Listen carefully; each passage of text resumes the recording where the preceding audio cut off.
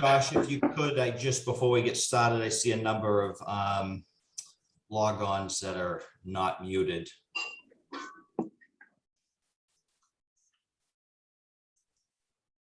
Okay. Yep. Awesome. Thank you.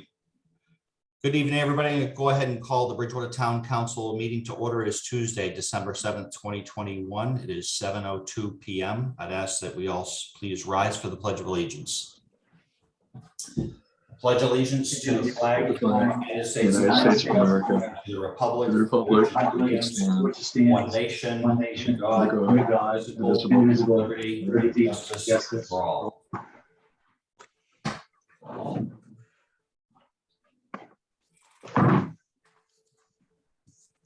We do have one condolence this evening on behalf of the Bridgewater Town Council to the family of Wayne D. Ellis upon his passing on November 17th, 2021. Mr. Ellis had served in the United States Army Reserve during the Vietnam War. Additionally, he was the proud business owner of Bridgewater Auto Body for a multitude of years and was a member of the Bridgewater Vets Club and supported youth activities throughout the town. In his honor and all other veterans and first responders that have passed, we'll have a moment of silence.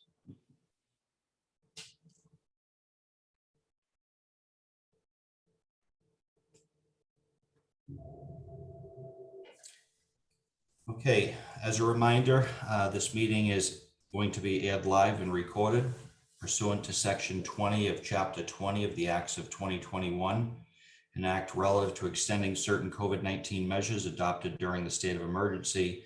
This meeting of the Town Council for the Town of Bridgewater will be fully remote and accessible to the public through remote participation to the greatest extent possible. There will be no in-person attendance permitted. Citizens who wish to tune into the meeting may do so via Zoom or Facebook Live. First item on the agenda is approval of the minutes from our previous meeting on November 16th, 2021. Entertain a motion to approve. So moved. You have a second? Second. Move for a roll call vote. Mr. George, Yes. Mr. Gallagher, Yes. Mr. Chase, Yes. Mr. Rushton, Yes. Mr. Souza,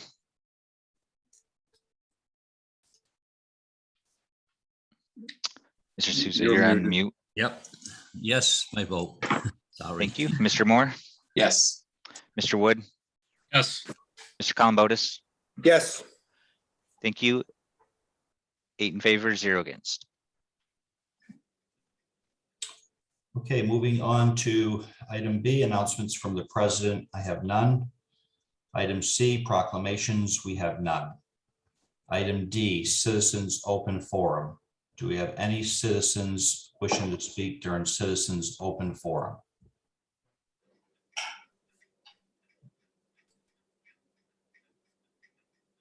I have Ms. Hunt with her hand raised. Okay, Ms. Hunt.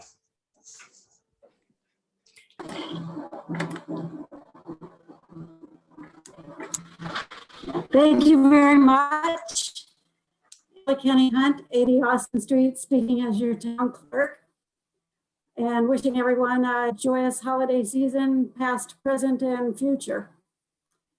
And President Rushton, through you to the council and the citizens, I want to thank everyone for their diligent re-presenting attention. And due to that, we have great news. Last Thursday, the LEDRC approved our precinct boundaries. On January 1st, 2022, Bridgewater will officially be a 9 precinct town. So thank you very much for that. New precincting means changes for voters. We hope by mid-January, the Secretary of the Commonwealth will have Bridgewater's voter information updated to show who is in which precinct. Then we will order the printing of our local census with distribution to each household. The census, as usual, will have a tear-off on the bottom that outlines the dates for all the year's elections as we know them at that time. And it will also have the residents' new precinct number on it. Therefore, we will fulfill our obligation to notify every resident of their new precinct number. As you're all aware, and to remind the general public, It's traditional for our office to make nomination papers available for library trustees, school committee members, and town councilors the first week in January. Because we needed updated information from the census to confirm candidates' eligibility, we cannot offer nomination papers until the state system is updated. As soon as that happens, nominations will be open for most of the positions. The one question is whether or not we can offer papers for the 3 district counselor positions. If districts have not been designated by the time nominations are open, those candidates are going to have to wait until the designations for the districts are made. By law, nomination papers must be available by February 18th.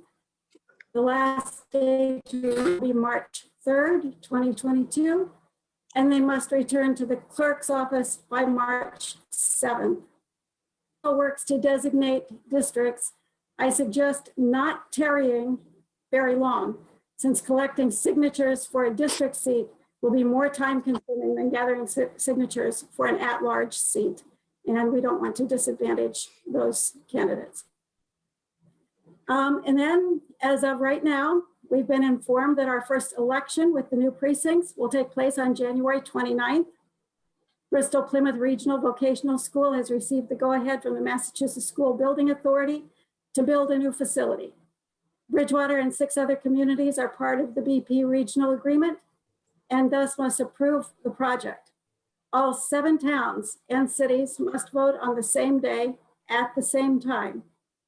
Last week, the BP School Committee voted to hold that election on Saturday, January 29th from 10 a.m. till 2 p.m. We're preparing for that election, and I've pledged to do my best to provide information for the general public as election day approaches.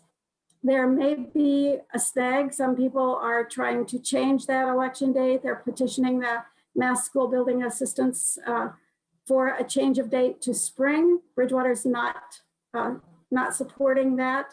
We'd rather have the election in January and not have 2 elections during our town election. And especially if we're voting for a school building at the same time, we might potentially be voting for a fire station or something like that. We would prefer to have it done in January, but we'll see how that shakes out. And until then, we're preparing to do the way it is on the schedule right now, which would be January 29th. And I'm going to send a memo to all of you with this information in it, with the dates in it, so that you have that in writing on the websites, so the public has it as well, because it's a lot to just listen to and take notes as I'm rattling it off. So thank you very much, and happiest holidays to everybody. Thank you very much. Do we have any other citizens for citizen open forum? I don't see any, Josh, so I'm going to move ahead. Yep, I don't see anyone else. Next item on the agenda is E, appointments. We have none. Next item on the agenda is hearings.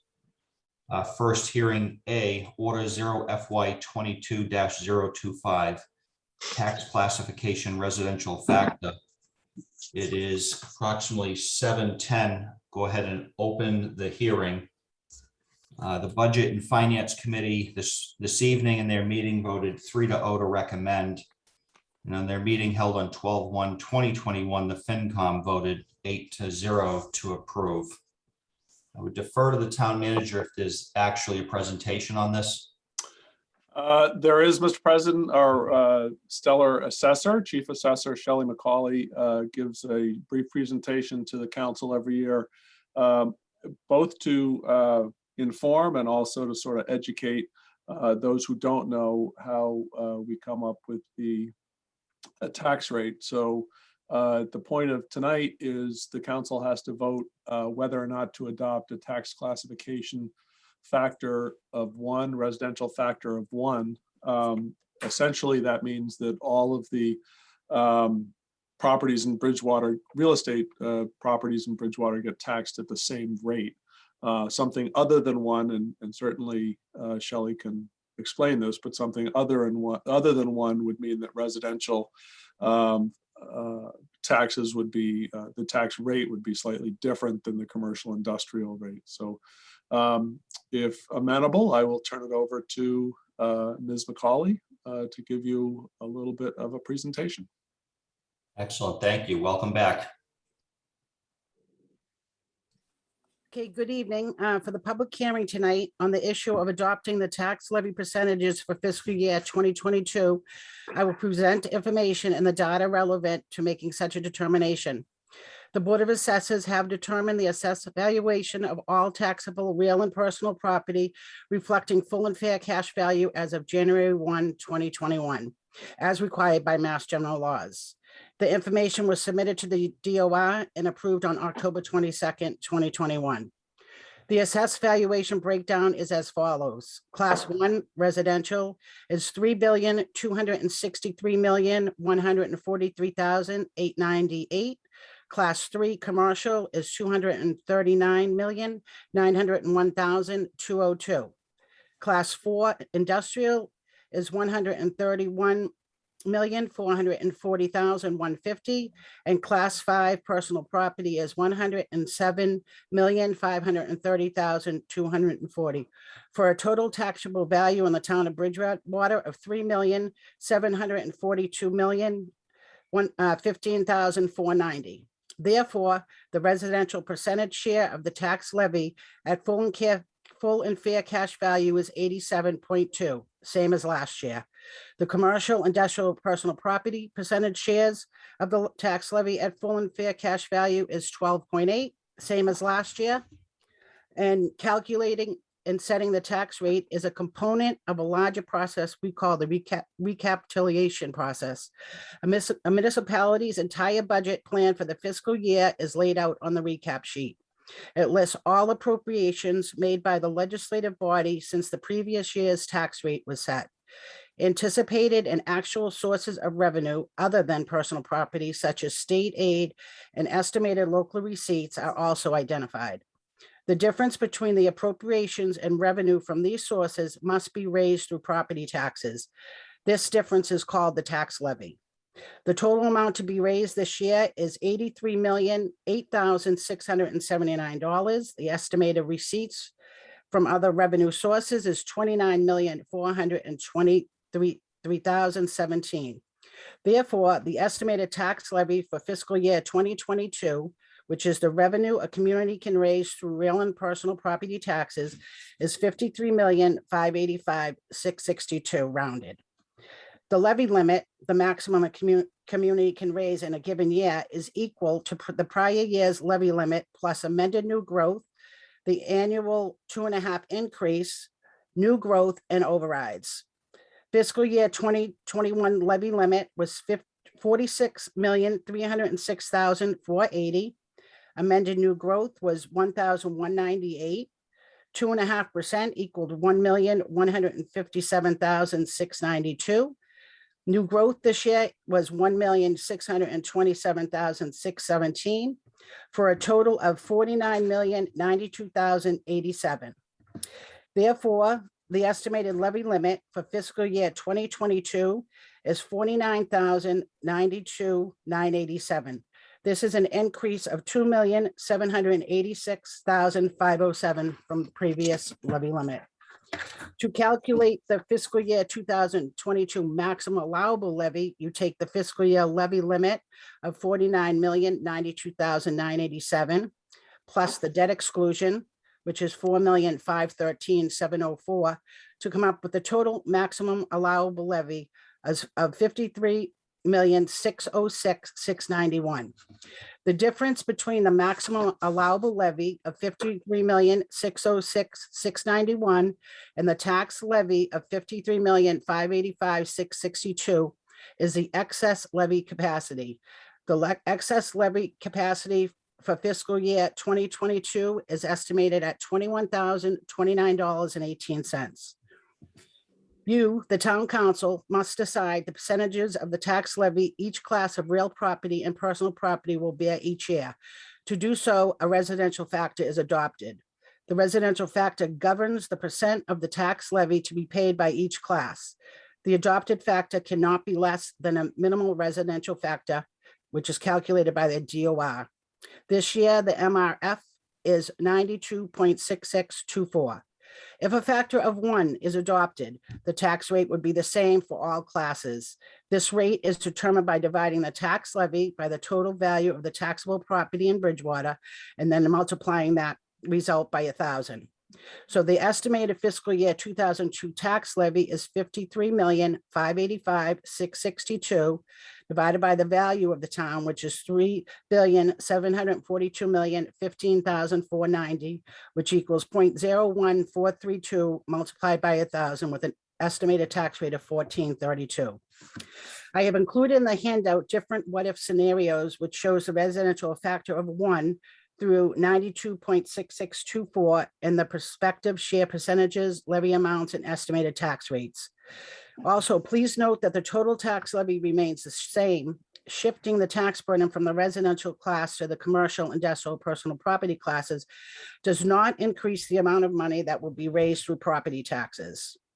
Also, this year, the average single-family assessed value for fiscal year 2022 is $457,581, up from $413,161 in fiscal year 2021, which is an increase of 10.75%. If the town adopts a residential factor of 1 this year, the estimated average single-family tax bill would be $6,553, which is an increase of $570 from fiscal year 2021 of $5,983. Historically, the town of Bridgewater has always maintained a single tax rate. Any questions? Thank you very much. I appreciate the presentation and the explanation of how we get to that number. I would first ask if there's any general questions from the public. Any general questions from the public? Josh, I do not see any. I'm going to move next and ask if there's any members of the public speaking in favor. Any members of the public speaking in favor? Any members of the public speaking in opposition? Any members of the public speaking in opposition? Any questions from the town council? Council Wood. Thank you. I'll take that hand. Thank you for the presentation. A lot of numbers really fast. I'm sure it's confusing to a bunch of people, so I won't ask a lot of questions. But I just want to ask, and I think I'm pretty certain what your answer is going to be, but it's important to ask for the people watching at home who don't know the whole budget process. So the levy limits that we're living under right now, you've taken our real estate taxes basically up to the ceiling allowed by law, and we can't go beyond that. You're within about $21,000, I think, of our maximum allowed. For this year. Right, for this year, right. And that's an important consideration because we can't just make up taxes to fill gaps. And so the rate that we're going to vote on, which is 1, the residential rate, just basically makes it even ground between all the different types of taxes that you talk about. Correct. Different type of property, yes. Right. Okay. That's it. Thank you. You're welcome. Thank you. Any other questions from the town council? Okay, seeing none, it is 7:21 p.m. Go ahead and close the hearing, and I would entertain a motion to approve. So moved. Second. Okay, I'll move for a roll call vote. Mr. Columbotus, Yes. Mr. Wood, Yes. Mr. Moore, Yes. Mr. Souza. Mr. Souza, you're muted. Yes. Thank you. Mr. Rushton, Yes. Mr. Chase, Yes. Mr. Gallagher, Yes. Mr. George. Yes. Thank you. 8 in favor, 0 against.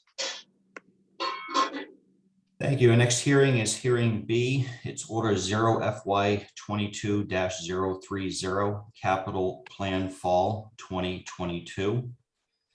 Budget and Finance Committee in its meeting this evening voted 3-0 to recommend. And at their meeting held on 12/1/2021, the FinCom voted to continue. It is 7:22. I'll go ahead and open the hearing. Mr. President, Yes, sir. I think it would be in order to maybe make a motion to continue to our next meeting pending the disposition of the Finance Committee. Okay, I'll second that. okay. Any discussion? Okay, seeing none, I'll entertain a roll call vote. Mr. George, Council Wood. All right, I think it's important to understand why we're continuing. There were a number of questions on a couple of the items, and there may be a few amendments made. Yeah. A couple amendments based on a memo from the town manager. So while the Budget and Finance recommended, I think it's important that we recommend it based on, knowing that those items are ahead of us and that FinCom is going to also, talk about it, make a recommendation as well. Excellent. Thank you, Council Wood.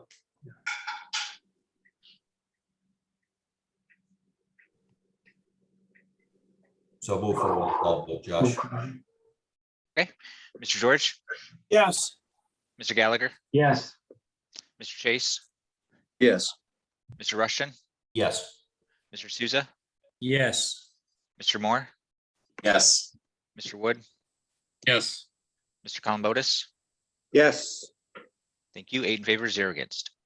Moving on, item G, license transactions. We have none. Next item is item H, presentations. First item is new fire station.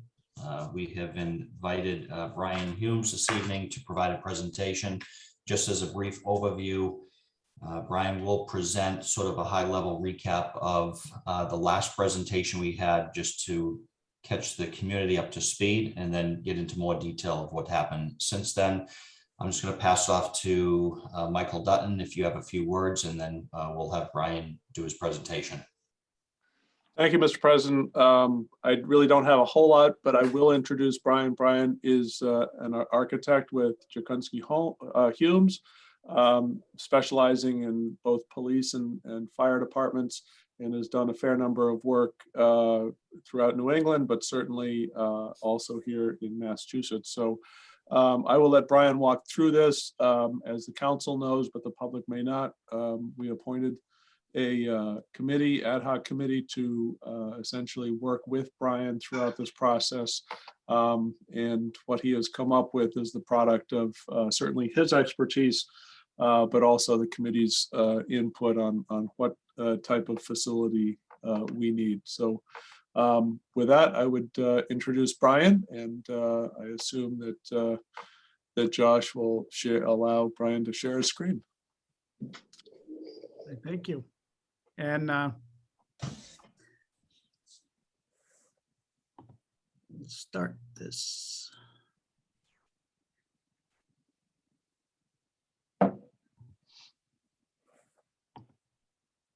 Well, good evening, and thank you, Mr. Town Manager, President, Council President, and members of the council. As mentioned, I'm Brian Humes, a principal at Jakunski Humes Architects.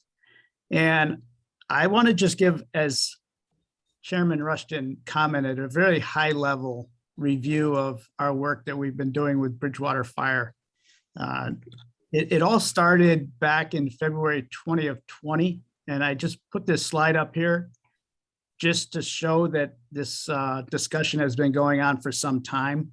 And I know the discussion about fire facilities within Bridgewater has been going on even longer than the February 2020, as this was identified some time ago. So we're almost going on 2 years since the town of Bridgewater put out this request for qualifications to do a fire station study.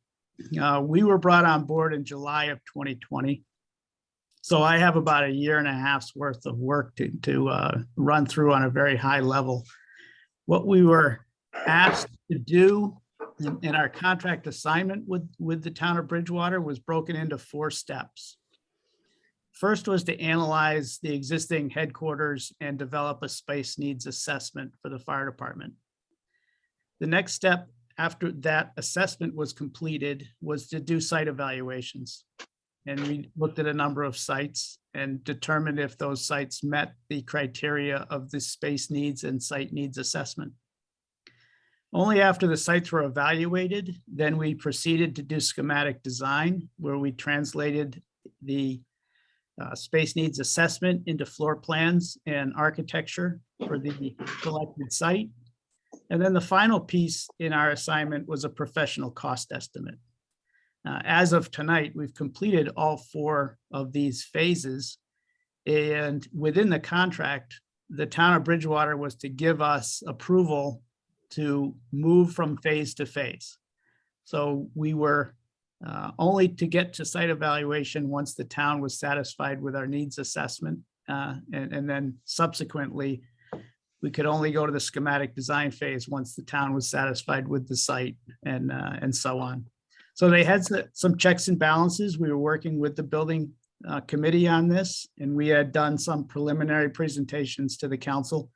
But tonight we're now through the 4 phases, and you'll see a little bit on each item. The existing facility, as everybody is aware, is on School Street. It's a downtown site. It does not serve the fire department well as far as apparatus storage or working conditions. It's old, it's antiquated, it's not suitable for renovation. It needs to be upgraded. So this is really the reason we were brought on board, because of the existing conditions are not suitable. It was very easy to identify the deficiencies in the building, and then we moved on to what was needed. And when we talked about what was needed, this was back in 2020, we were actually utilizing the fire personnel at the time to run through and describe what the needs of the Bridgewater Fire Department were in current needs, and also projecting out a 20-year growth potential for the department. This was undertaken with the fire chief Levy at the time. Chief Levy was hired and on staff, and also Michael McDermott was the deputy fire chief at that time. And also other fire staff were brought in to assist us in listening to what the fire department considered to be their needs. This went through a lot of versions. Once we documented the needs of the facility, it was our responsibility to determine what the size of the facility needed to be. And we looked at a lot of things to determine needs. We looked at growth estimates. We looked at calls for service. We looked at staffing projections. We looked at apparatus and vehicle. And then we combined those all into a summary sheet. You see, this is page 28 of a very lengthy document. Excuse me, Brian. Yes. I apologize for the interruption. Would the councilors please mute themselves? It's rather disturbing and interruptive to the presentation. Thank you. Brian, you can continue. Apologize. Thank you. The space needs summary concluded that the headquarters was approximately 23,490 gross square feet. We had other conversations with the fire department on whether a headquarters facility was the only facility needed. Obviously, Station 2 is serving the north and east side of town, and Station 2 is going to remain in place, but there was also questions whether another substation may be needed in the future. But we concentrated on a headquarters facility just to service the town and then replace the downtown location. Once that was reviewed and accepted, sites were then looked at, and we concluded with a site assessment in April of 2021. We did review 3 properties. 2 of them were town-owned and 1 of them was privately owned. The Hale Street property was bordering Hale Street and Plymouth Street. Another border of the property was a railroad line. This property is not owned by the town. This property is owned by the Commonwealth of Massachusetts through Bridgewater State University. And one of the aspects of this site was it's long and narrow, and the other contingent placed on this property is Bridgewater State University was interested in also co-locating some public safety services on this site if it was developed for a fire headquarters or fire station. So it was adding additional program requirements onto this site in addition to the fire department program needs. The other site was 0 Crescent Street. This property is large in size. It does abut Crescent Street. And the usable land is currently developed for recreation, softball fields, playgrounds, parking. It is in some residential area. It does give access to the west side of town, south side of town. But in our conclusion, you would be sacrificing some recreational activities on this site that were established. And that would, fire headquarters would impact those recreational activities that currently existed on Crescent Street. And then 1185 Pleasant Street was the third site. It's also town-owned. It's about 9 acres. It is bordering Pleasant Street. To the east, there's some commercial activity along Pleasant Street. There's some residential buildings to the north off of Side Street.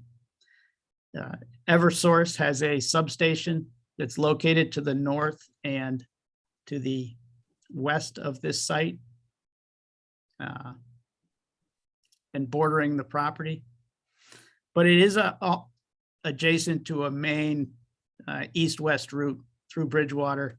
It does satisfy what the fire department was requesting as far as a presence on the western side of town. So the location of this property, when we scored these sites, the Hale Street site got the lowest score of a 73. The Crescent Street was scored a 78. And you can see how Pleasant Street really rose to the top at a score of 94. And these scores are out of a total score of 100. And what we looked at to score these sites is a lot of criteria. All of the criteria that you see on this slide is taken into account with the score of the site. So the site size, land acquisition costs, it was town-owned, parking availability, all the way down the list as far as, is this site a viable site for the development of a fire headquarters? And it scored very well. It did rank #1 out of the 3, but we did have some initial concerns with this site. Initial concerns, while the land area was larger than we needed for headquarters facility, we were concerned about the presence of wetland soils, floodplain, and the appearance of fill material along Pleasant Street. So we recommended to the town, before any schematic design be initiated for this site, that the wetlands be further investigated and defined to determine if there was a suitable land area for development of a fire headquarters. So in July of 2021, the town did initiate a wetlands resource report to be performed to determine the existing wetland soil locations, any bordering vegetative wetlands, and any potential for flooding to relieve those initial concerns. In August of 2021, that report was completed. The town did get an independent report on this from a soil scientist. And the site has been previously filled, but only along Pleasant Street. There is a potential for one they call vernal pool. And I say potential for because the time that the site was reviewed was not an appropriate time to determine habitat. So the only way that this could be confirmed is if you go back in the springtime and then confirm whether any habitat is actually within this area of potential vernal pool. So that's one condition that we have taken into account, but it has not been confirmed just because of seasonal activities. Wetlands do exist on this site along the central and eastern portions of the site and along Pleasant Street. The western portions are higher in elevation. They're dry and of minimal flood hazard. And as I'm reading this, I'm thinking I might have my easts and wests a little confused. The western part of the site does have some wetlands, and it's the eastern portion of the site which are higher in elevation. So I apologize. I think I got my easts and wests backwards there. This is a Fema floodplain. The site is identified right in the middle of the slide. You can see on the eastern part of the site, it's area of minimal flood hazard. The small finger of blue area that's going down into the area of the Pleasant Street site is the area in the central western portion that does have some wetlands. But because of elevated topography, the area that we're looking to develop is an area of minimal flood hazard. And the report did identify the wetlands as far as a field map. You can see the area in the central part where it's identified as wetlands. The eastern portion where we're looking to develop is high and dry.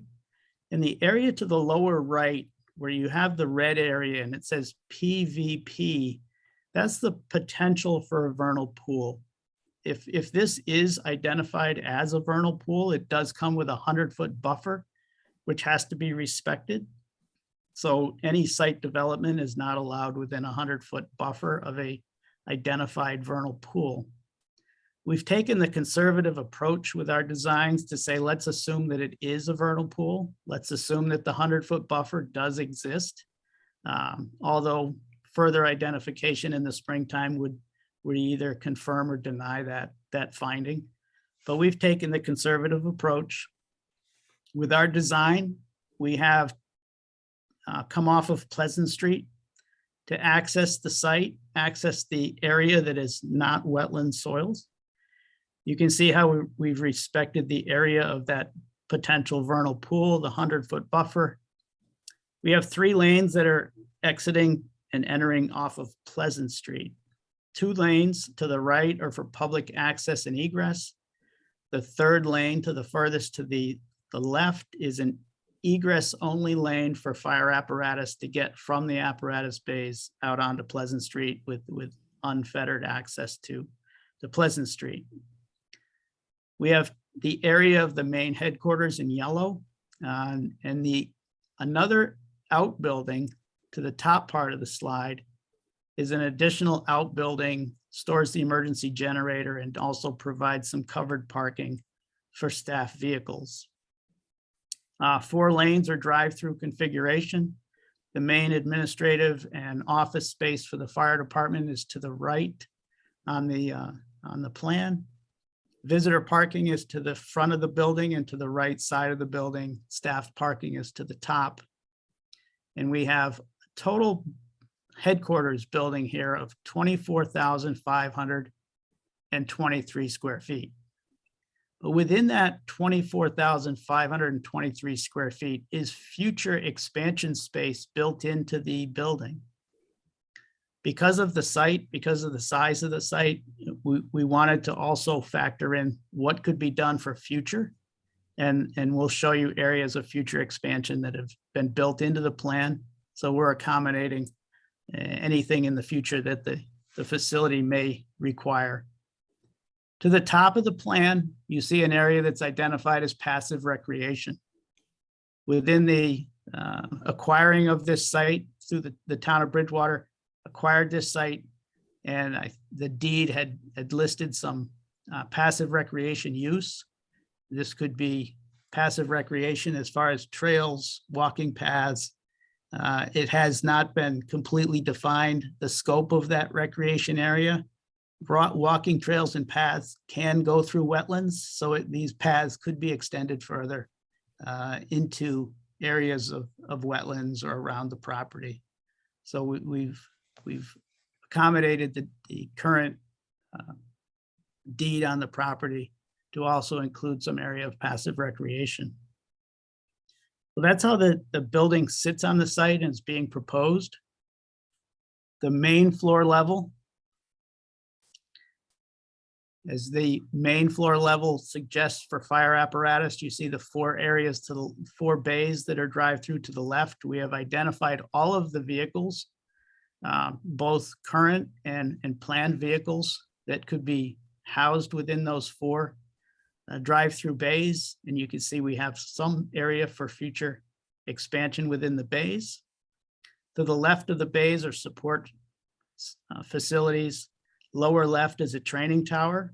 In addition to apparatus and office space, they also want this to be a training facility for the department. So this headquarters would also satisfy training as far as ladder training, confined space training, rappelling. In addition, the building would have a training classroom, which would be used for fire training and also accommodate public off the lobby. The rest of this floor plan would be for emergency management director, office staff, administrative staff, officer space. We have accommodated all the locker storage and all of the storage requirements for training within the main floor. On the upper floor, it's really restricted for firefighters' use. It's the quiet area for bunk rooms and toilet shower rooms. It's lockers for property, for firefighters' property, roll call and physical training on the upper floor. If you look to the lower part of the slide on the upper floor, you see the front area of the building is identified as future expansion. This is the 3,700 square feet that's built into the facility that could be reserved for future use. And it would all be accessible from the area of the corridors, either the quiet corridors or the main corridors on the upper floor. Access from the upper floor to the apparatus bays is by the use of a stair tower or also by fire pole from the upper floor down to the apparatus bays. The outbuilding serves another function. The outbuilding is designed for 5 overhead door bays that could be used for light towers, could be used for utility trailers, other items that the fire department want to store inside, but it comes at a lower cost per square foot. The front area of the building provides 9 parking spaces that are covered for fire vehicles. The generator stored there, and we also have area there for fire equipment storage. But the reason we've put it into the outbuilding, 1 is because of the site configuration, and 2, as I said, we can build this at a lower dollars per square foot than the main building, and it does give them the required storage for areas to be heated, but not necessarily air conditioned in this outbuilding. We developed elevations for this building, and the elevations were based off of a survey that I took with the building committee.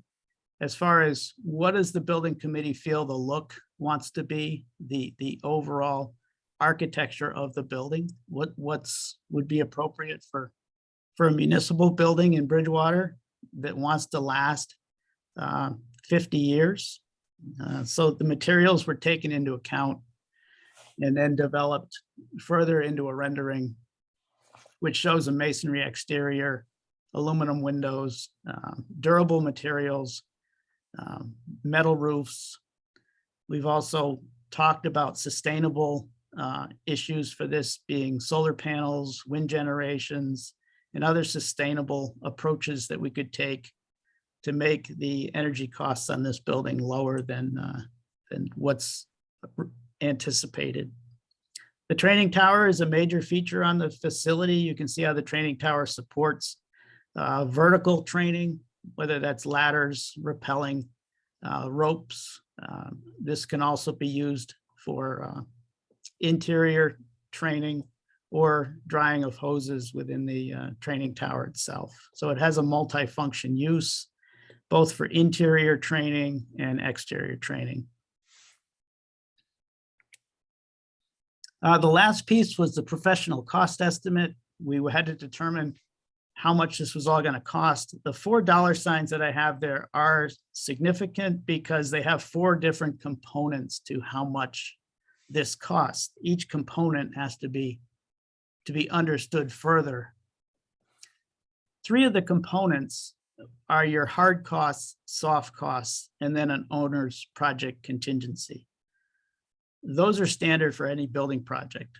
The 4th dollar sign component is a Station 2 maintenance and improvement component. It's also been looked at and included in the budget because as originally requested in your RFP, this is a fire facility study.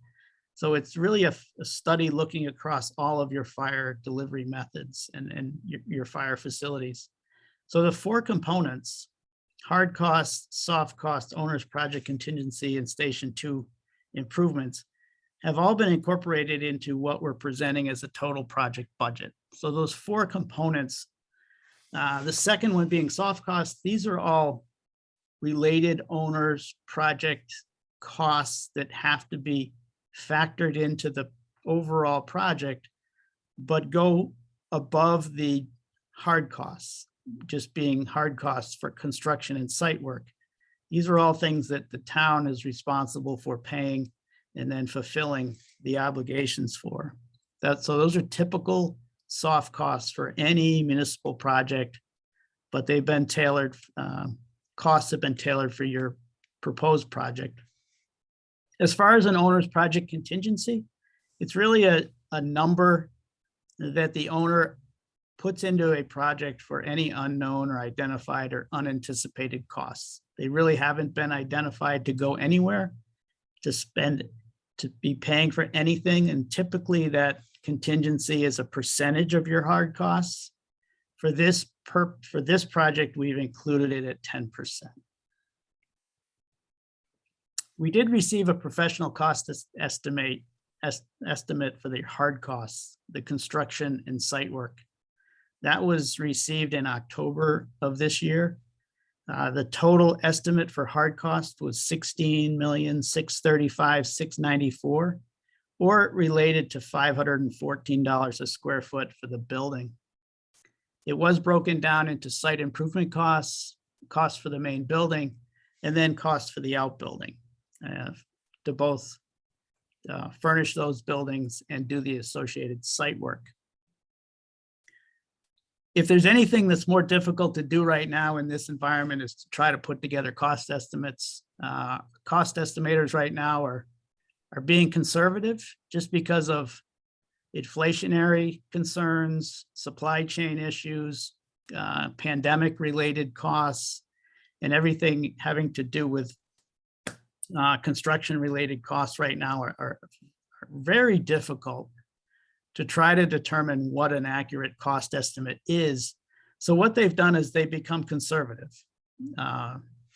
You can see in this slide how direct trade costs for the facility are identified at just under $12 million. And that's what they feel the trade costs would be. The general conditions and contractors' fees add to that trade costs. The town is responsible and is requesting bonding for this project. But then you can also see that there's a design estimating contingency and a 10% estimating contingency that's been placed into the hard costs, which is adding $1.4 million to the hard cost estimate. That is in addition to what I just talked about as another contingency for project contingency. There's also a 5% escalation that falls into that cost estimate because we're assuming that the bids would fall into a time period of fall of 2022. So there's another escalation that's been placed onto this of about $800,000 of anticipated escalation between now and the fall of 2022. I just point these out because I think we're trying to be conservative with our numbers at 16,635. The 16,635 was the hard cost. Soft costs were estimated to be about 2.6, and the contingency of another 1.6 was added. This is in addition to the contingencies that I have just outlined within the hard costs. So we are feeling that we need to give you a number that we are confident with and we're conservative with. So with all of those contingencies for the headquarters facility, we're just shy of $21 million. And this is anticipating construction start in the fall of 2022, according to mass prevailing wage rates, and also Chapter 149 or 149A. We total up all of those three components to get to the number that we just showed you at 20,965,694.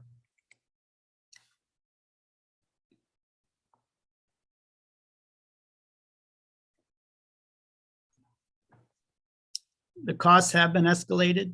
As I said, the duration of the design is estimated to be anywhere from 6 to 8 months. The bidding duration is typically about a month and a half. The construction duration would be 18 months. So in the best of worlds, you're still 2 years out from realizing this project once funding is approved.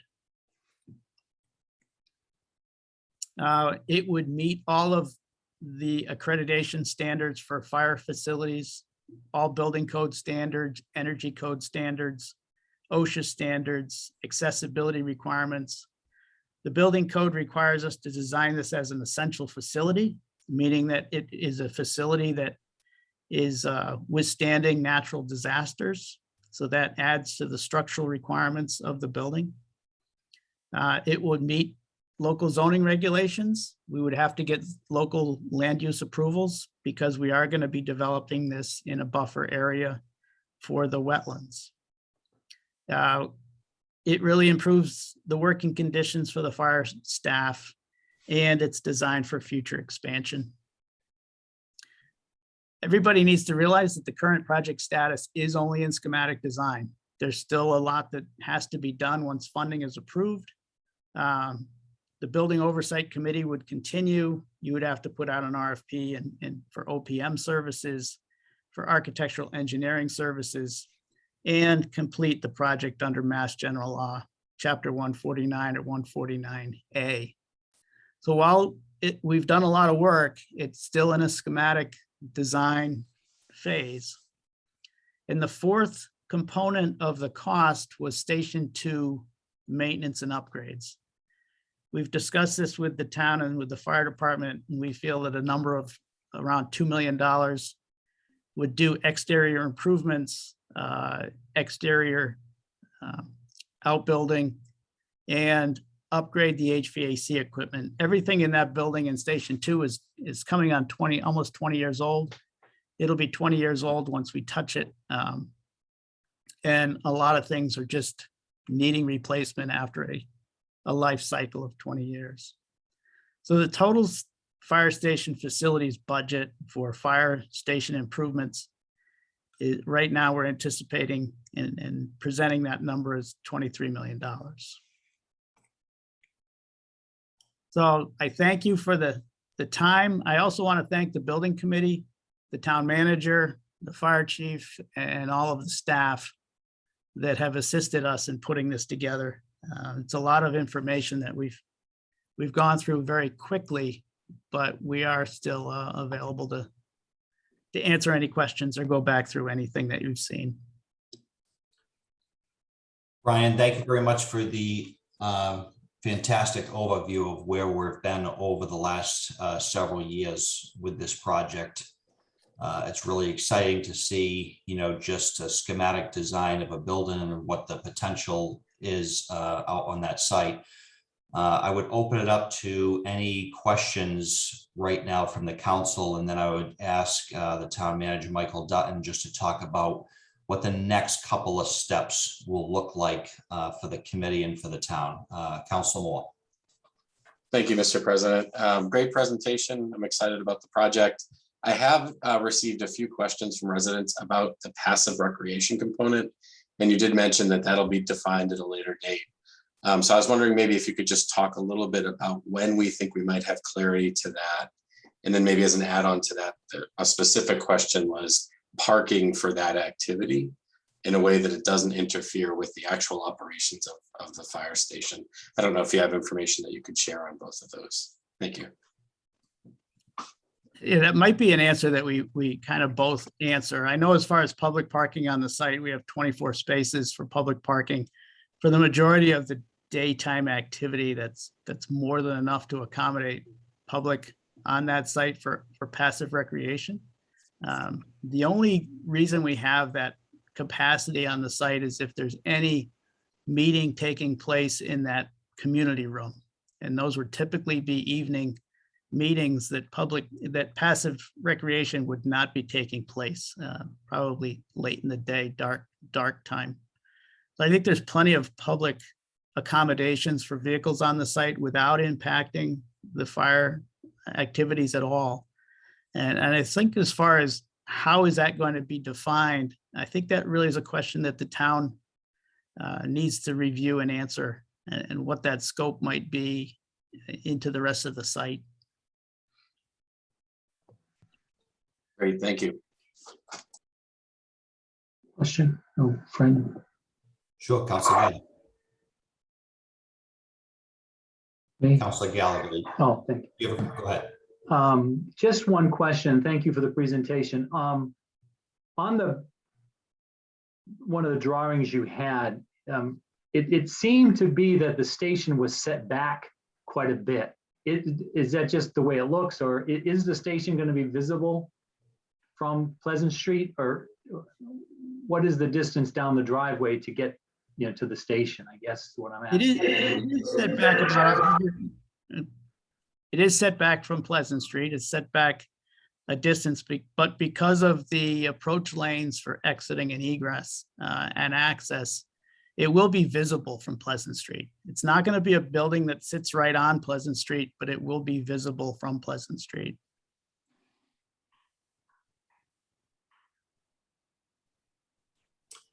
Yeah, I apologize. Councilor Chase. Thank you, Mr. President. I just had a question concerning a discussion that was part of the analysis, I think, very early in the process. And that concerned the possibility of a small satellite station to serve the immediate downtown area, the central business district, if you will, given the fact that the fire headquarters will be vacating that area of the town. And I'm just curious as to, I realize that's no longer part of the overall plan, and I'm just wondering if it was really what did drive the elimination of that from the overall plan.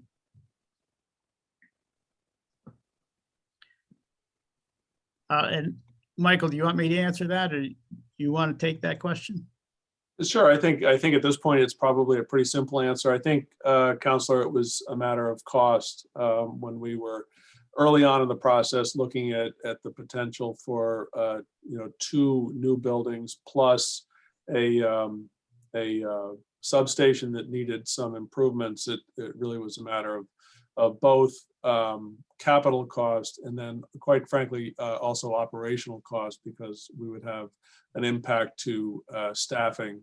There would be a need to staff up a separate substation. So you'd be staffing 2 substations and a headquarters station. So certainly, I think from the fire chief's perspective, as Bridgewater grows, we'll be looking for, probably a good 10 years from now or more, we'd be looking for an additional substation. But at this point, we felt that it wasn't necessary, and it was going to be a significant expense both on the capital side and the operational side.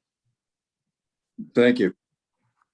Yeah, and I would just add to that comment too, is it seems so simple on the outset, to add an additional building with the current staffing that we have.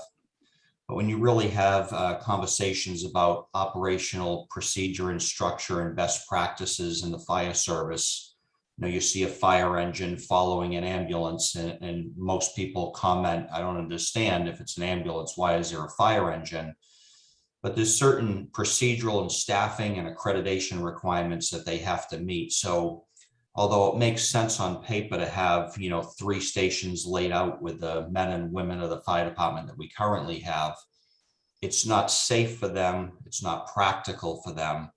So I think once this process is completed over a long period of time, as the town continues to grow, we will have to look at staffing and what that looks like in the fire department, and whether that's meeting the national standards for response. And if we have to increase it, and we'll probably look at something on the south side of town, sort of servicing Bedford Street, going out to Curve and Flag in that area of town. So it's a rather complicated process, but I feel that the fire chief feels and the fire service feels that this is the best solution at this time and for the foreseeable future for the town. Thank you. Council Perry. Thank you, Mr. President. Just a question. I wasn't sure if I saw in the design, what are going to be necessary for a lighted intersection on that part of the road? I know it's relatively close to the intersection of Elm Street, but what is the potential changes in design on the roadway there that's going to be needed? I think as part of the development of this into design development, there would be a traffic study that would be completed to determine what, if any, signalization would be required on Pleasant Street. So that would be a result of additional work through a traffic study.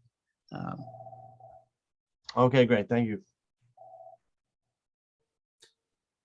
Any other questions from the council? Yeah, I just wanted to throw out there as well, Councilor Gallagher's comments about the building itself and its sight line from the street. I think, at least in my vision, myself personally, I really envision this building being the crown jewel building coming into town off of the highway from many of our residents that are commuting. We have had discussions as part of the process of putting, a large LED sign that looks appropriately nice, that can advertise many of the town meetings and things that are going on, so it can be regularly updated, and mirroring that at the substation. So we're kind of getting both ends of town with information that, quite frankly, now we have signs that are falling apart in the center of town. This would be all electronic. So I do envision that you'll be able to see a very clear sight line, and many residents, all residents, will be quite proud of the building if it would be approved by the town at the next step. So with that, I would say if the town manager, Michael Dutton, would just like to add a couple of pieces about, where we're at and what sort of the next steps are for the committee. Yep, thank you, Mr. President. So the next step, obviously, is to make sure that we do a careful job of analyzing cost estimates and review our potential pots of funding. So we have been looking at a number of different places, both at the federal level and the state level, for options to fund this. Having said that, ultimately it becomes an obligation of the town, as it is in almost every city and town in the state and the country, becomes an obligation of the town to choose whether or not it wants to fund a building such as Brian outlined. So to that end, we will bring to you a potential loan order after we discuss with bond counsel the appropriate wording. We'll come to you with a loan order. That loan order more than likely will include, obviously, or be contingent upon a positive vote by the taxpayers to debt exclude the overall cost of that of both fire station and improvements to Station 2. So you will see that coming to you soon. Probably not your next meeting, but I would suggest the first meeting in January, you will see that language, and we will then obviously defer to the voters at a point at which the council decides, and let the voters vote whether or not they want a new fire station. So essentially, that's the process. And as is the case with just about every capital project we've got going on right now, people should be assured that we're going to turn over every rock to find any potential funding. There is a potential appropriation bill making its way through Congress at the federal level, which may provide some help for us. So we've been working closely with Congressman Lynch's office to make sure that we can track that. But there also are potential capital funds flowing through the Commonwealth, ARPA funds, released by the legislature at this point, add up to about $2.5 billion. So we'll be looking at those funding mechanisms as well. But certainly that is the process, and very similar process that we had gone through with the Mitchell School, very similar process that we went through with the Academy building. So we will continue with what the taxpayers have come to know, certainly. Thank you, Michael. And certainly you can rein me in if I'm speaking out of school. As the chair, I certainly envision the next step from this point is really a public awareness campaign to get the information out about, what has been happening for the last couple of years. Certainly the Council Moore, I've received the same sort of questions about what passive recreation might look like, staffing, funding, all that. So we have a lot of work to do. We will ensure that the website or the web landing page is updated. We have been in some discussion about creating a Facebook page where we can kind of see some of the dialogue going on with citizens so that we can respond to that. So sort of, at least in my mind, that's sort of the next step. With that being said, Brian, can't thank you enough for taking the time out tonight. Really just been an incredible resource throughout this whole project, and look forward to, the next step. And we'll move on to the next item. Thank you. Okay, moving on. Letter I, Town Manager's Report. First item A, Mitchell School Update. I defer to the Town Manager. All right, Mr. President, I don't have a whole lot to report on the Mitchell School, which is a good thing. Had a site meeting today. Everything is going on as scheduled and as planned. The trades are still all in the building. They'll be in the building for quite a while. However, sheetrock is beginning to go up in certain areas of the building on the first level. They're sort of tending to work from the first level up. And timeline, as I say, is still good for a July of 2022 completion. And want to remind folks that the next meeting of the Mitchell School Building Committee is next Monday, December 13th at 6:30. And again, as I say, every meeting, anybody that wants any background or information on the school, it's www.bridgewaterschoolproject.com. But I'm certainly happy to answer any questions. Any questions from the council? Okay, seeing none. Michael, I just remind you from the last meeting, I know it probably hasn't happened, but just keep us in any discussion for the council to get a walking tour of the building whenever that happens next. Just a reminder.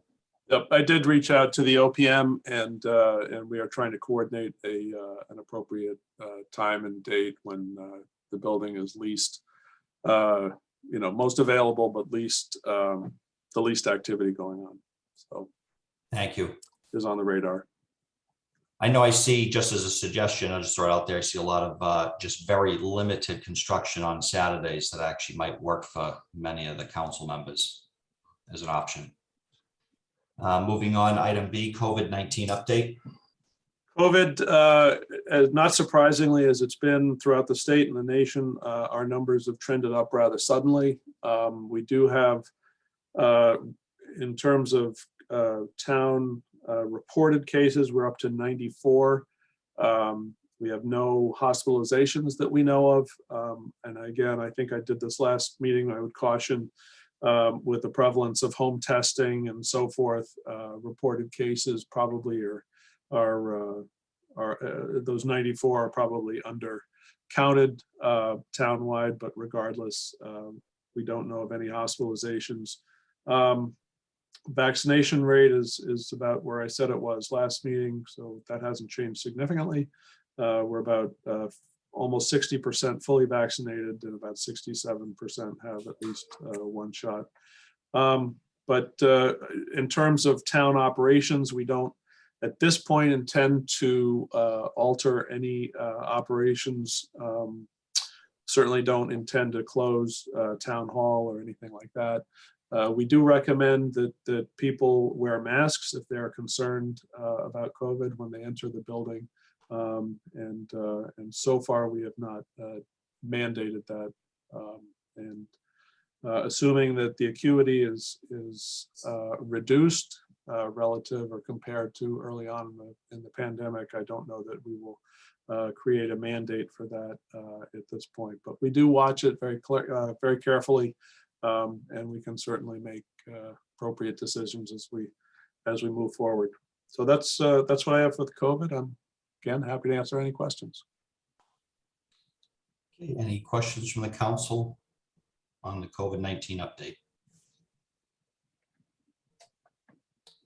Okay, seeing none. I just had one brief question.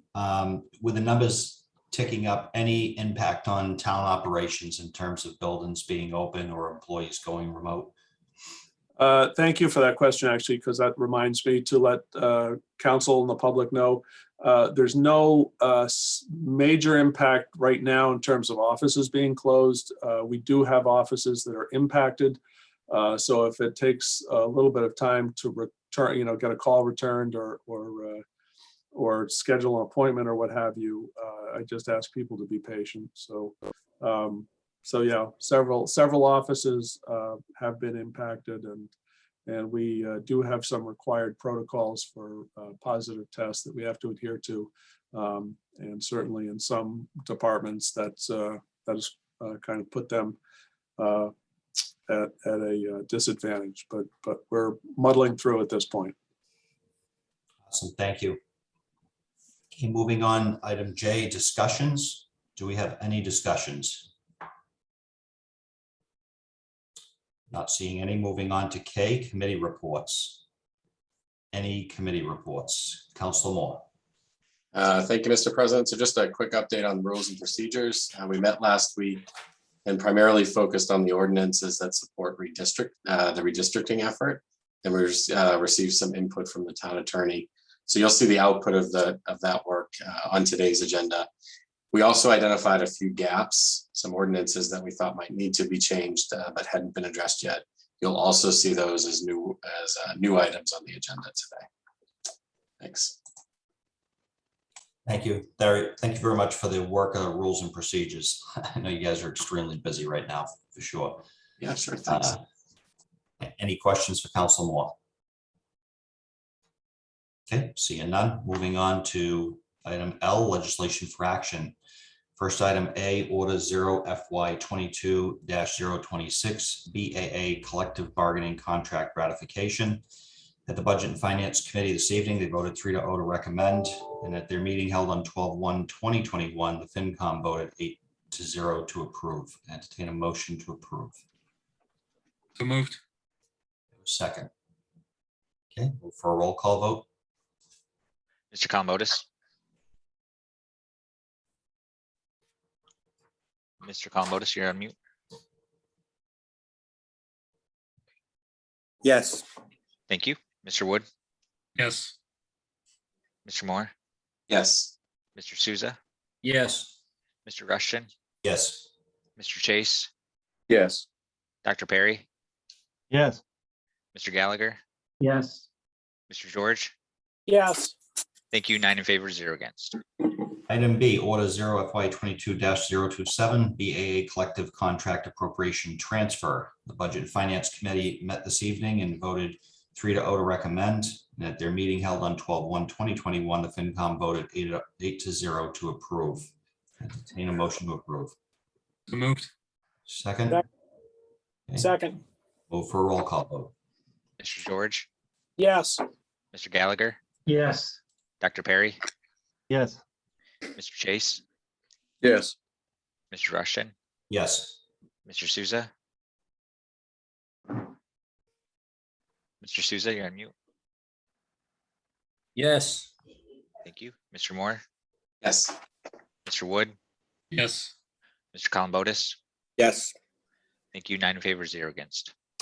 Moving on, item C, order 0 FY 22-028, USW collective bargaining contract ratification. The Budget and Finance Committee met this evening and voted 3-0 to recommend, and at their meeting held on 12/1/2021, the FinCom voted 8-0 to approve. Entertain a motion to approve. So moved. Second. Second, Okay, move for a roll call vote. Mr. Columbotus, Yes. Mr. Wood, Yes. Mr. Moore, Yes. Mr. Souza, Yes. Mr. Rushton, Yes. Mr. Chase, Yes. Dr. Perry, Yes. Mr. Gallagher, Yes. Mr. George. yes. Thank you. 9 in favor, 0 against. Item D, order 0 FY 22-029, USW collective bargaining contract appropriation transfer.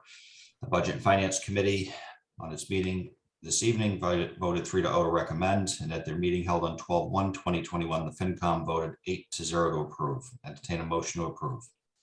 So moved. Second. Okay, move for a roll call vote. Mr. George, Yes, Mr. Gallagher, Yes. Dr. Perry, Yes.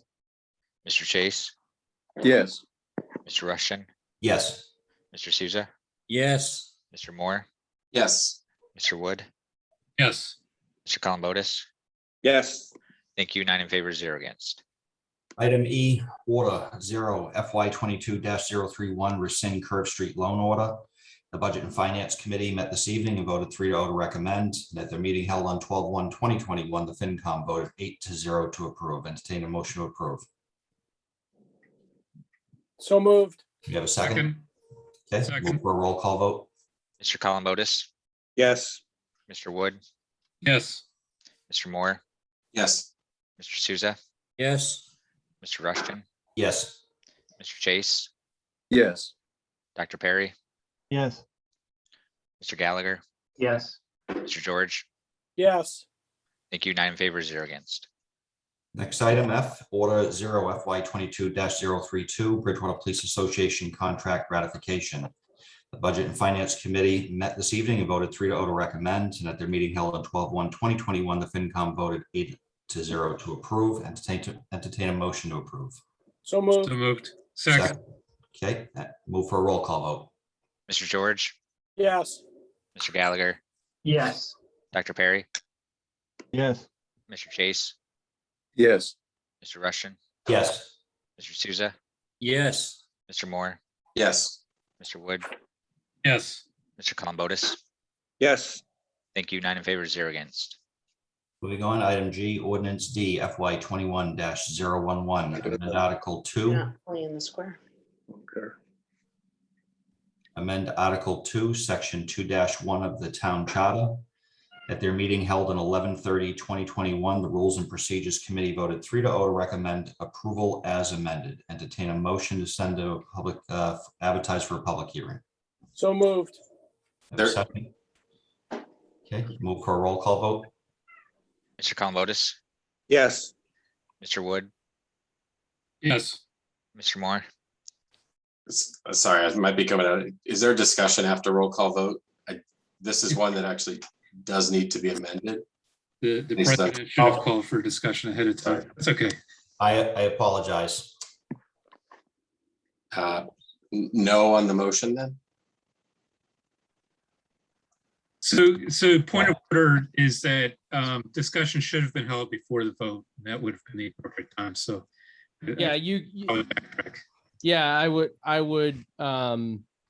I would hold off on the vote and then go to discussion and then go back to the vote. I think that's fine. You didn't finalize the vote, so I would have discussion first. Okay. So at this point, we can open it up for discussion. Council Moore? Yeah, thank you, Mr. President. So after Rules and Procedures met on this, there were some additional new information coming in specifically about the transition terms. And the town attorney advised us to actually update this by adding 2 additional clauses that referenced that transition language. So I think we could either process it separately or do a motion to amend this one. But I can actually share a screen if that's helpful. I don't know if that's appropriate as part of discussion, but I could show you the proposed changes to this. Yeah, I think it's fine. If you're doing a motion to amend, you probably want to show them what you're motioning to amend. Okay. Mr. President, is that okay? I share that? Absolutely. Great, thanks. Okay. So I believe I'm sharing the ordinance right now. The changes in yellow were the original changes coming out of Rules and Procedures. The ones in green are the new proposed since that. So the primary changes that are being recommended are to add in the clause B, which is eligibility. This essentially just has language changes for capitalization. The more material change is adding in term of office C. This language here that says after completion of the transitional terms as outlined in section 10.7, which we'll hear about a little later on the agenda, then the terms of the 3 years kick in. There is some proposed language that isn't necessary, but would fit with this change, where we amend this to be the next business day as discussed in other meetings instead of second Monday. So that is the same clause. So the motion to amend would essentially be expanding this edit to go include sections B and C, and then adding this language in green to section 2.1. And then the only other thing I would say to that would be, if you guys approve the amendment, you might want to continue this to the next date, because I believe the other 10-7, the transitional clause, is on for first reading. So if it's going to stay at council level, which obviously you all can do, you know, what you would like with that. But if the new proposed charter changes are going to stay at council level, you might want to vote them all at one time. So maybe vote the amendment, and then you might want to just keep it at council for the next date if you're anticipating keeping the other ones at council level for the next date, and then you can vote them all in at once. We can package them up and send them off to the legislature. Excellent. Attorney Rollins, in order to move it to the next agenda on the next meeting, we don't need a roll call vote. We just vote this amendment and that's it. No, you would vote the amendment and then you would vote to continue it to the next meeting. Okay. But you vote the amendment first under the rules of parliamentary procedure. I'll make a motion to approve the amendments as is. I'll second that. Excellent. Is there any discussion, further discussion? Seeing none, move for a roll call vote. Mr. Columbotus, Yes. Mr. Wood, Yes. Mr. Moore, Yes. Mr. Souza, Yes. Mr. Rushton, Yes. Mr. Chase, Yes. Dr. Perry, Yes. Mr. Gallagher, Yes. Mr. George. Yes. Thank you. 9 in favor, 0 against. Mr. President, I'll make a motion to move this to our next scheduled meeting. Okay, do we have a second? Second. Second. So any discussion? Seeing none, move for roll call vote. Mr. George, Yes. Mr. Gallagher, Yes. Dr. Perry, Yes. Mr. Chase, Yes. Mr. Rushton, Yes. Mr. Souza, Yes. Mr. Moore, Yes. Mr. Wood, Yes. Mr. Columbotus. Yes. Thank you. 9 in favor, 0 against. Okay, moving on. Item H, ordinance D FY 22-015, amend Article 7, Section 7-4, districts of the town of Bridgewater Home Rule Charter by special act legislation. At their meeting held on 11/30/2021, the Rules and Procedures Committee voted 3-0 to recommend approval as amended. So I'll entertain a motion I guess I'll entertain a motion to move it to our next council meeting. And when I get a second, we open for discussion and handle the amendment. So moved. Okay, we have a Second second. for discussion. Okay, second for discussion.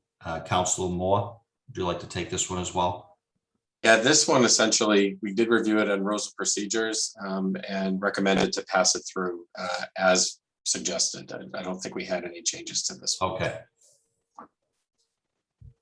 Okay, I think this one we had previously worked through. I think I worked through this one with Counselor Chase and maybe you, Counselor Rushton.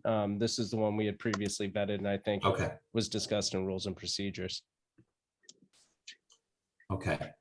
So we have a second. We're all set with discussion. We have no voting on amendments. So now it's a roll call to move it to the next town council meeting. Mr. Columbotus, Yes. Mr. Wood, Yes. Mr. Moore, Yes. Mr. Souza, Yes. Mr. Rushton, Yes. Mr. Chase, Yes. Dr. Perry, Yes. Mr. Gallagher, Yes. Mr. George. Yes. Thank you. 9 in favor, 0 against.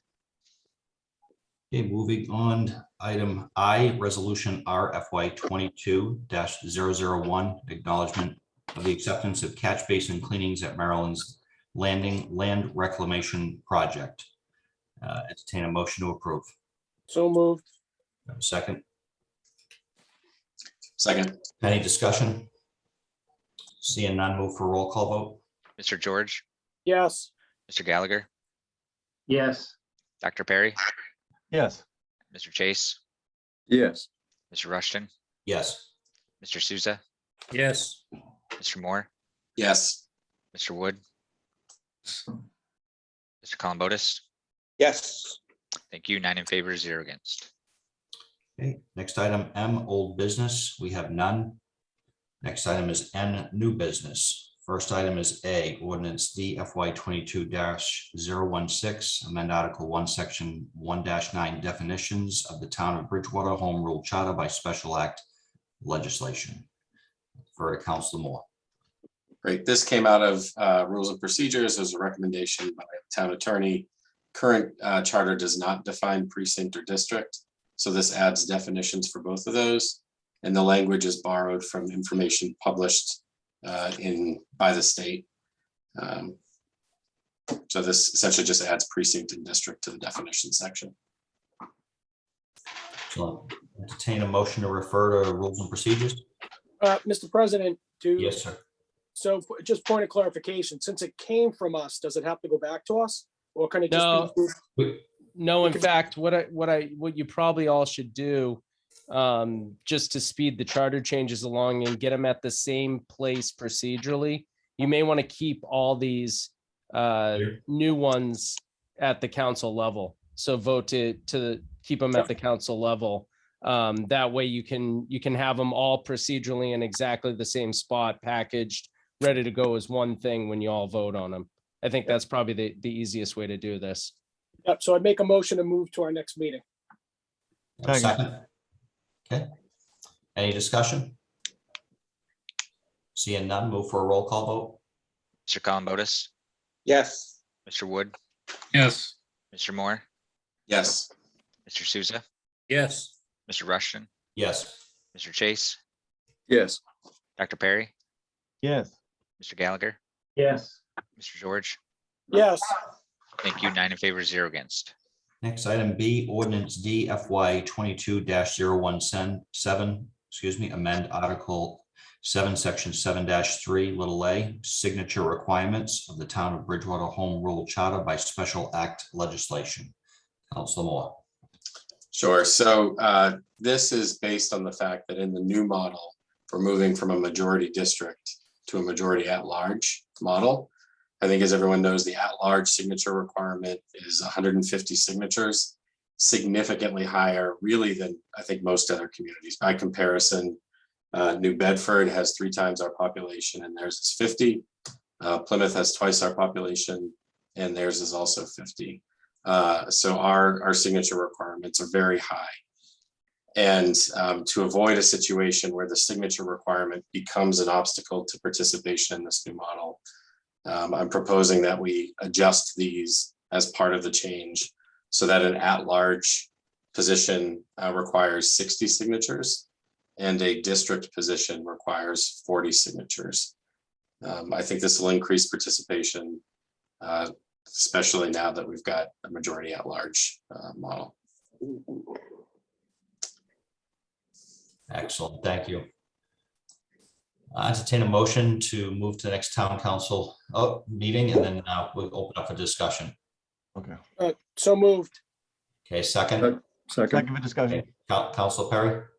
Yes, just a quick question. So we can do this here by ordinance versus this isn't dictated by charter for the signature requirement?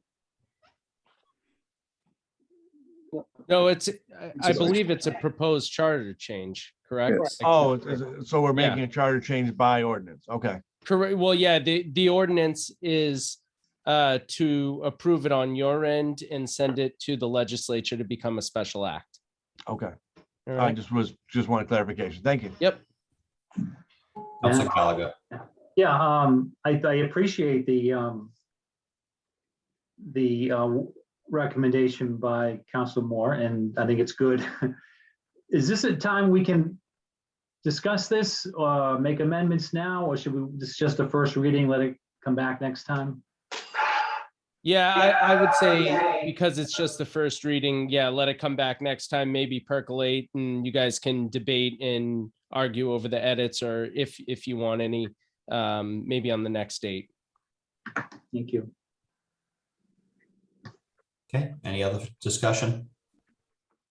I know, if I may, I know that's probably the right course of action, but do people have thoughts about this at this point that, without making an amendment, maybe discussing, do they think the numbers are right, wrong, different, right course of action? I'd like to hear some discussion.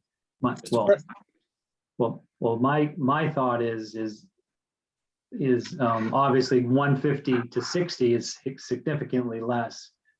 I'd like to see it 50 and 25. I'd like to reduce it a little bit more, but that's just my thoughts. I think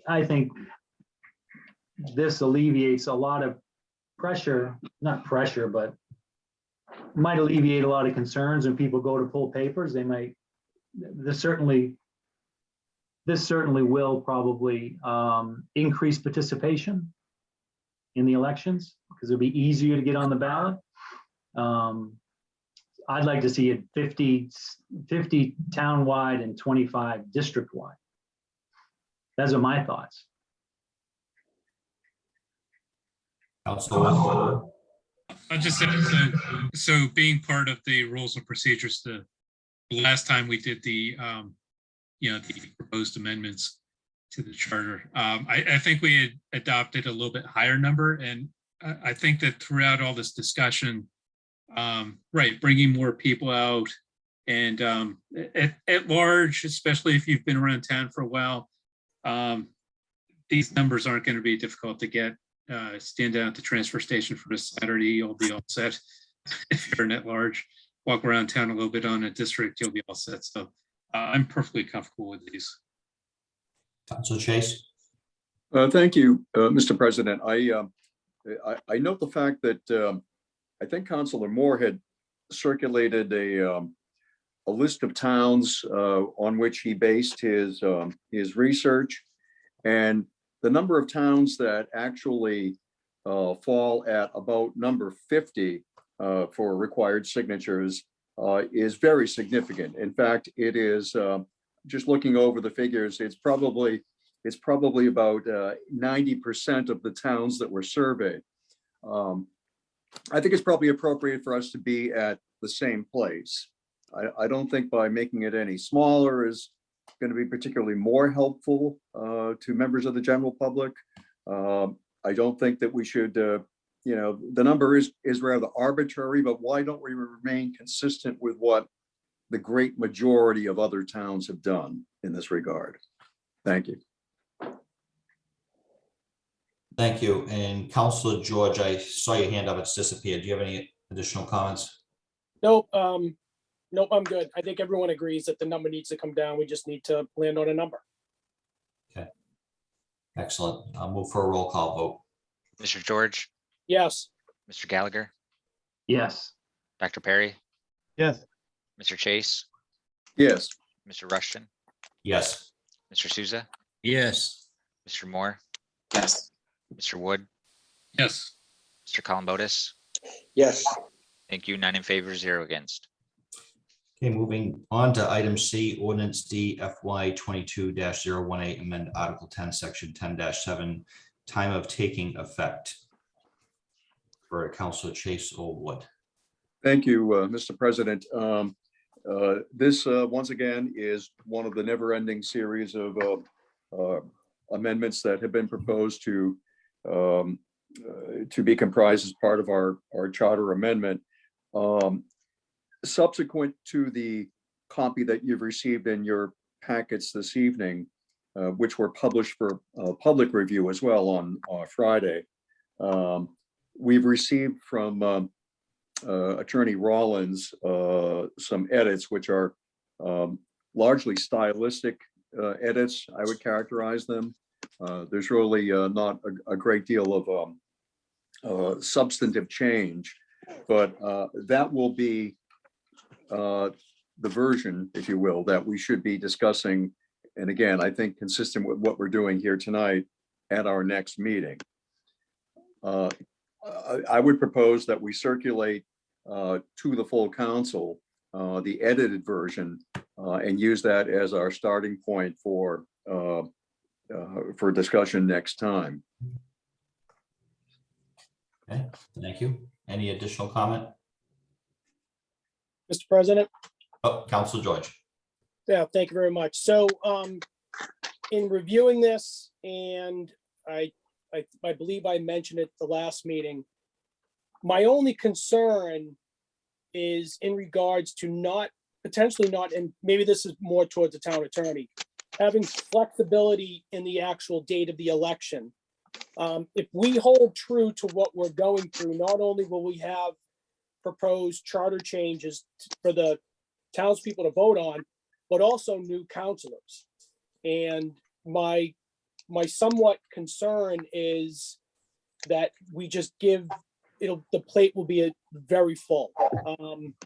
So I'd like to be able to, if at all possible, have flexibility in the actual date.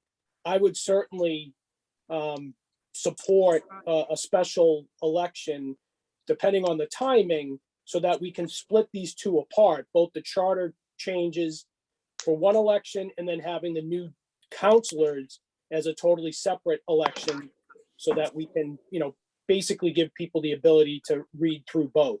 That's kind of my approach for this. I actually want you don't see the proposals that Councilor Chase is discussing, but one of my proposed edits was actually exactly that. So what I basically said in my proposed edit was that this is to take effect within 180 days of it becoming a special act, but that the town council shall endeavor to hold this new election by that April 30th, 2022 date. If it doesn't happen, because it just can't practically happen, I wanted to make sure I had built in a safeguard.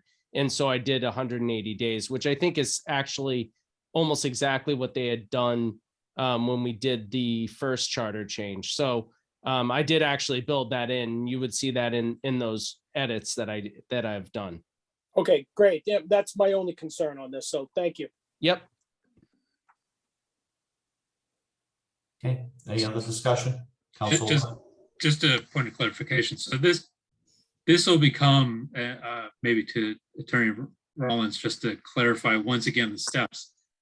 All these changes we're proposing to the charter here are going to become effective through a special act of the state legislators. We're not going to have the town vote on these changes. Correct. So yeah, that's right. Yep. Okay. So I entertain a motion. Does this need to go back to rules and procedures, or we're going to come back, leave it at the council level for the next meeting? You guys may want to leave it at the council level again, just to keep everything packaged together. And I'll make that I motion. believe Counselor Chase has my edits that can be added into your packages for the next meeting. You guys can move to amend and go through those as well. Do we have a second, Council Woods motion? Second, Okay, any other discussion? Just one question to Attorney Rollins. So since we've discussed the fact that we've had edits and that they're out there in an email, can that be immediately shared? with the Sure. council? Okay, Yeah, I'd only done the edits to this for the sponsor's sake, Right. who could have moved today to amend. But that's fine, just for clarification. Yeah, they should be circulated. And I can either circulate them, or I believe I copied several people on that email, so I'll see what I can do. thanks. Okay, so we have a second. Any other discussion? Seeing none, move for a roll call vote. Mr. Columbotus, Yes. Mr. Wood, Yes, Mr. Moore, Yes. Mr. Souza, Yes. Mr. Rushton, Yes. Mr. Chase, Yes. Dr. Perry, Yes. Mr. Gallagher, Yes. Mr. George. yes, Thank you. 9 in favor, 0 against. Okay, moving on, next item, item D, ratification of the town manager's contract. Entertain a motion to leave this at the council level for our next agenda for ratification, final ratification vote. so moved. Second. Okay, any discussion? Seeing none, move for a roll call vote. Mr. George, Yes, Mr. Gallagher, Yes. Dr. Perry, Yes. Mr. Chase, Yes. Mr. Rushton, Yes. Mr. Souza, Yes. Mr. Moore, Yes. Mr. Wood, yes, Mr. Columbotus. No. Thank you. 8 in favor, 1 against. Okay, moving on, next item on the agenda, citizens' comments. Do we have any citizens for citizens' comments? Any citizens wishing to speak during citizens' comments? Okay, do not see any. Move on to the next item, P, council comments. Councilor George. thank you, Mr. President. No comments for tonight, other than wishing everyone a happy holiday and looking forward to hopefully a better year coming up, a little bit better, we'll say. Thank you. Excellent, thank you. Councilor Gallagher. Nothing tonight. Thank you. Councilor Perry. I just want to congratulate the BBA on putting on another great Christmas on the Common. Seemed like it was very well attended. The weather cooperated. So kudos to all those involved in organizing it. They do a great job every year. So thank you to the BBA. Thank you. That's all I got. Thank you. Councilor Chase. No, nothing tonight. I thank you. Thank you. Councilor Souza. Nothing tonight, thank you. Thank you. Councilor Moore. Nothing from me either. Thank you. Thank you. Councilor Wood. since Councilor Perry acknowledged the BBA, I'll acknowledge the volunteers from the Lions and other volunteers that helped put up the decorations and get the lights in place and made it all possible for that that event. And it was an awesome Christmas parade as well. Thanks. Thank you, Councilor Wood. Councilor Columbotus. Nothing tonight, thanks. Thank you. And I have no comments. We'll move on to Q, executive session. We have none. Move to item R, adjournment. Entertain a motion to adjourn. So moved. Second. Second. Move for a roll call vote. Mr. Columbotus, Yes. Mr. Wood, Yes. Mr. Moore, Yes. Mr. Souza, Yes. Mr. Rushton, Yes. Mr. Chase, Yes. Dr. Perry, Yes. Mr. Gallagher, Yes. Mr. George. Mr. George, Yes, yes. thank you. 9 in favor, 0 against. Thank you, everyone. Good night. Have a great. Good night.